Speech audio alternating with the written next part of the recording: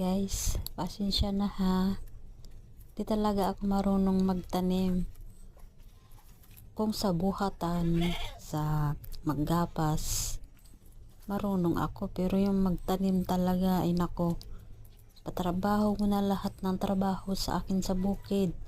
Wag lang are, ay siya. Ay tingnan mo, binibilang ko pa kung saan ko itutusok ang tanim. Ayun, ang tatay ko nagsasaboy ng abono, pataba. Ito kasi huling tinataniman, pinagpunlaan niya ng itatanim na palay.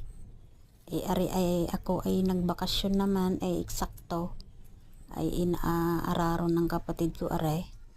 Di ako'y nagpractice magtanim. Oo, yan, tayo pa magunat-unat. Sabi, bibilang pa ako niyan. Saan ko kaya itusok? Pagtusok ko, ganyan minsan. Yung napakan ko ay malalim. Dilubog ang tanim. Yung parang ano ba? So yan, ipatrabaho mo talaga lahat sa akin sa bukid. Wag la aring magtanim. Ay hindi ko alam ari Ay siya. Ay kahirap